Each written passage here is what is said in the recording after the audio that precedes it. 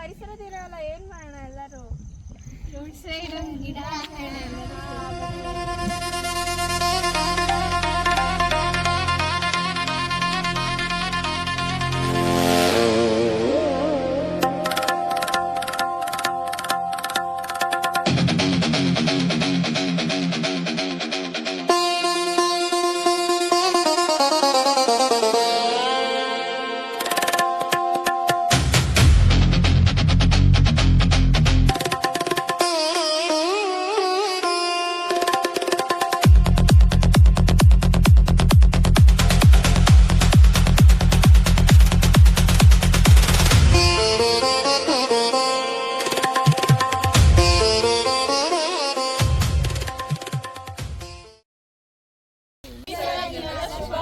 So June 5th ಪ್ರತಿ ವರ್ಷ ವಿಶ್ವಾದ್ಯಂತ it's a world environment day and the theme for this academic year is inspired by nature for climate for our future.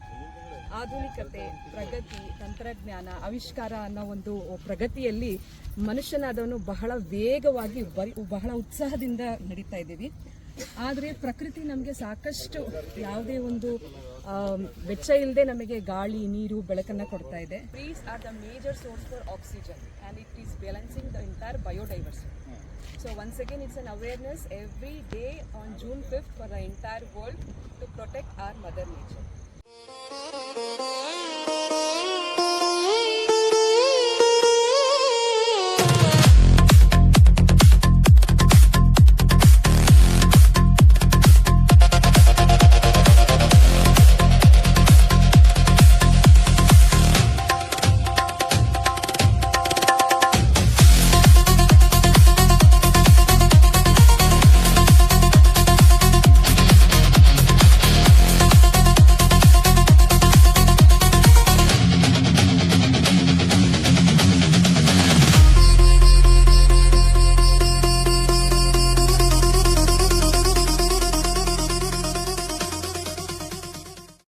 ಪರಿಸರ ದಿನದ ಶುಭಾಶಯಗಳು.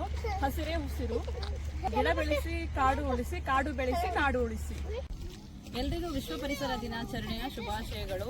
June 5 ನಾವು ವಿಶ್ವ ಪರಿಸರ ದಿನಾಚರಣೆಯನ್ನಾಗಿ ಆಚರಿಸ್ತಾ ಇದ್ದೇವೆ.